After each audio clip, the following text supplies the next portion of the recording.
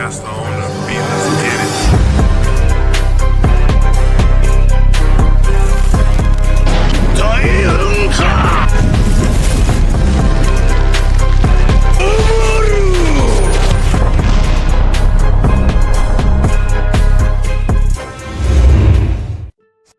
Alright, this is your boy Brandless, back at it again.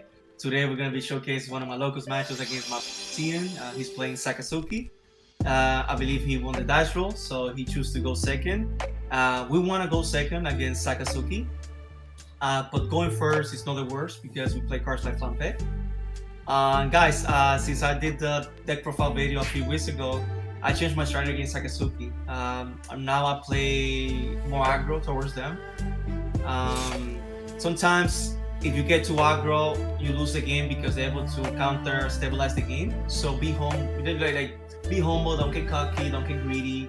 Just play the game, be smart. Late game, you gotta just slow it down a little bit, heal, and then put pressure. That's what you do. But if I'm seeing the cards and I have my rushers, guys, I'm putting a lot of pressure. I'm just saying the late game, if they remove your rushers, if they remove your board, be patient, heal yourself, try to remove the board a little bit, and you go from there. But you want to put Sakazuki in a time bomb, where before they get to the 8 dons or the 10 dons, they're like a 1 life. And it could get, and if you have Rigid Amaro, it could get really rough for them. Alright, so I play Flampe, guys. I drew 2 cards. I love that combo. Some matchups, I don't do it, like a law. they can make you pay for it because you're losing a 2K and then their law blocker is more alive. Alright. Let's see. So pass turn, alright. Guys, here, I mean, it's not about play to play Shura. If you have it in hand, swing for 6. But look at his hand, guys. He doesn't have he doesn't have all the counters of the world, so I don't know that, of course, but his first turn, swing main, put that pressure. Alright. And then pass. He has now 4 dots. Let's see what he's gonna do. Yeah, my brother see him, man. He's been grinding Saka, man. He's grinding Saka. And I wish I would have played Saka, guys, earlier when it was released on EBO1, but you know, after we learned that it was getting banned, I'm like, you know, I miss my window. But I can't wait for EBO7, guys. I'm gonna start learning Black Yellow Luffy. I'm gonna start learning Lucci. I think those 2 decks I'm gonna give a chance, you know, to learn them and grind with them. I'm still gonna be a yellow main player. I love the channel and the community.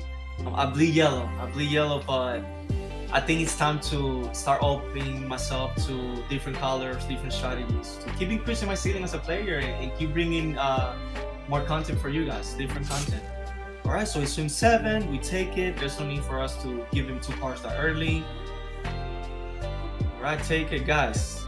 That 4-cost event that I just got from live is so broken, guys, because let's say I had an Enel in hand, right? Let's say he swing, instead of doing 7, he would have did 5 and 6. I would be at 1 life, right? But I could have swing 6 with leader and 7 with Enel. And for him to remove the Enel the next turn, I don't think that's that easy with 6 dots. There's some good players or players that they might have the Hound Blaze and the other 2-cost event, so they can double event. Or if they have double Hound Blaze, they can try to remove the Enel like that. But that's a lot of research, guys. So I played the Nami, I put 8 dons. I'm like, are you gonna give me 2Ks? If you take it, it's a win for me. If you give me 2Ks, it's also a win for me. So yeah, you know, you put in that pressure. Because now he's gonna be at 6 dons. He's gonna be at 6 dons. I have 2 characters on board. Flampe's not a problem, to be honest. It's not a threat for him. But on Nami, with 2 dons, she's a 5K.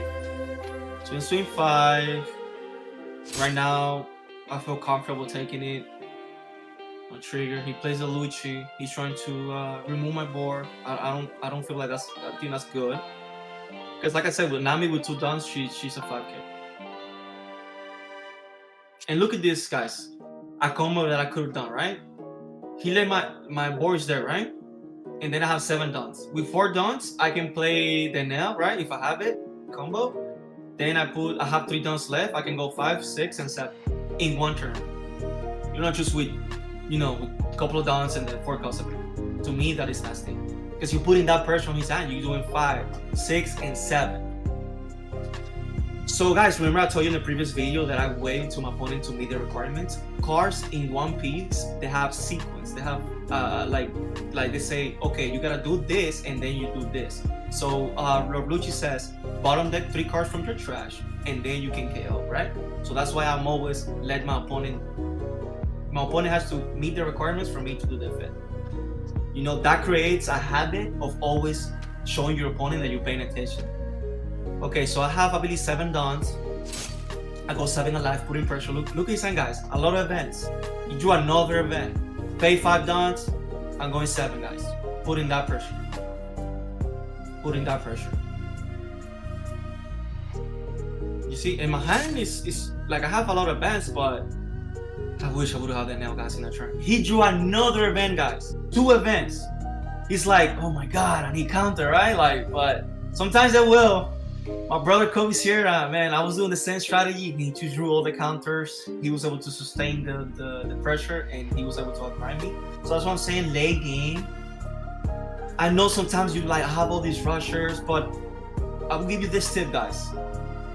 If you don't have an Enel and you only have your leader attack, play your healers or play something to remove their board and remove his board. Because eventually you will draw the nails and that's going to be hard for him to remove. So that's a tip that I learned the hard way. And coming games, like I said, guys, we're going to showcase. No matter what I do in the game, we're going to showcase. So I believe he did Ice Age. Because the point here is we want all of us, we want you and me and all of us just to learn, share the knowledge, share the love. No matter if it's a good player or bad player, we're going to learn from it. And feel free to comment down below, guys. Share ideas. Tell me, okay, this is what I do against Saka. These things I feel that you could have done better. And I love talking to the community and let's share the love, let's share the knowledge. So he pays 2 dons, he do house plays, remove. There you go, beautiful, beautiful. Okay, so now his searcher has a 5k. Saki's so good, guys. Saki's so good, guys. Guys, also, what do you guys think about Law going crazy on the East? He's taking over after Saka ban. He's dominating OPO8. Alright, so in swing 5.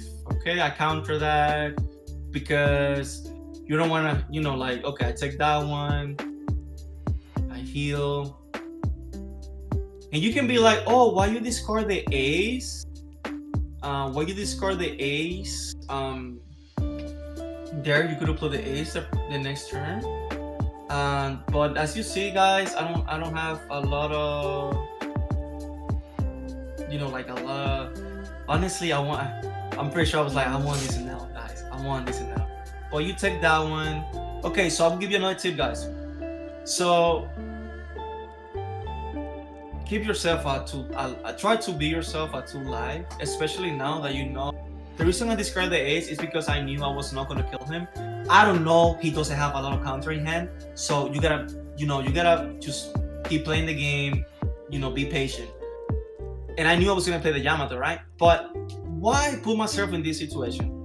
If you have a 2k there, guys, because if you only have 1 case and you don't want to tell Sakazuki, you don't want to tell your opponent that you only have 1 case, okay, you take the damage, you go back to 1 with Yamato. But at the same time, guys, if I play Yamato now, instead of being at 1 life, I would be at 2 life. And sometimes Sakazuki is, not sometimes, usually Sakazuki is just so consistent that right now he has 1 blocker, but then I don't know, he has 2, 3 blockers, and a Gecko, a Lucci, and then just because I didn't respect the game and the fundamentals of the game, and instead of me being at 1 life, I should be at 2 life. Instead of me now, because on 1 life, they can start putting pressure on your board and eat your hand, and then it can get scary for you. Because once Enel loses his hand, it's GG. That's like a fundamental thing. Any leader that loses his hand is just basically losing because you don't have resource to keep playing the game. But as an Enel, it really hurts when you don't have no hand. So I didn't swing the 1 cost character because there's no need. I'm gonna kill it with Yamato. But like I said, to me, the better play was to be at 2 life right now and giving up 2k. So keep that in mind, guys. This is the goal here, to analyze our plays, learn together, keep growing. Alright, so now I believe he has the 10 dots. So he can do the gecko play, he can play the house plays and choose bottom deck my Yamato, guys. So nasty.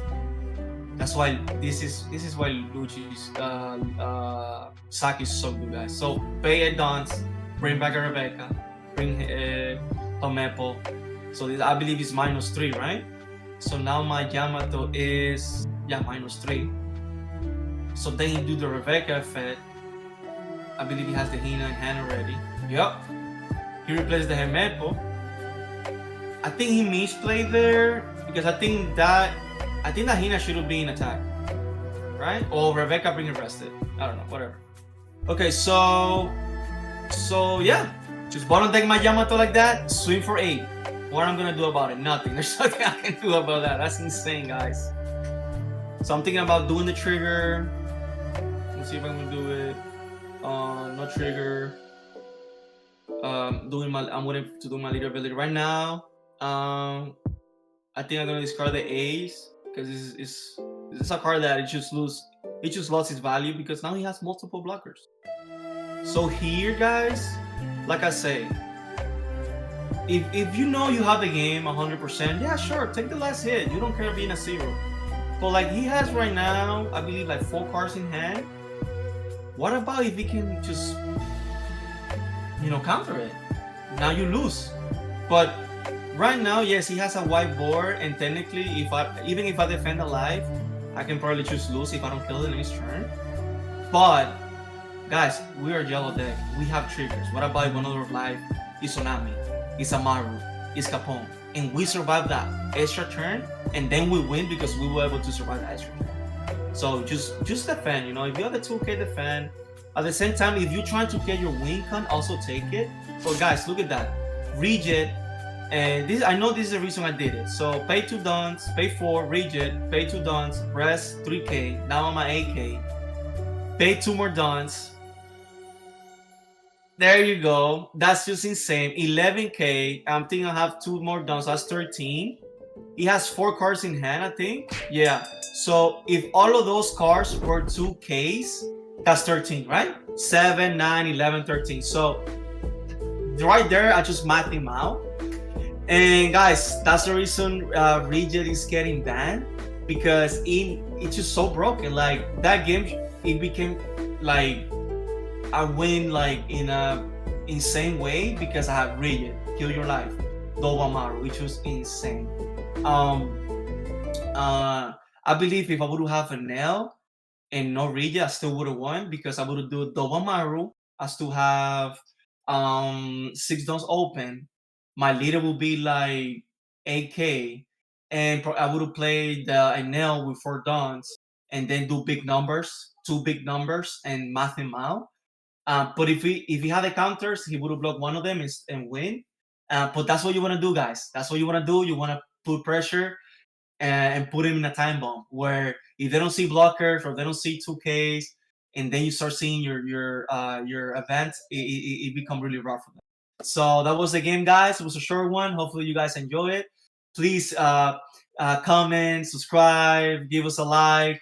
We always love to engage with you guys. You have better ideas, things that I could have done better in this game, let me know. And again, guys, let us know what you guys think about Law taking over in the East. Again, this is your boy Brandless. Thank you so much. Signing out. Take care.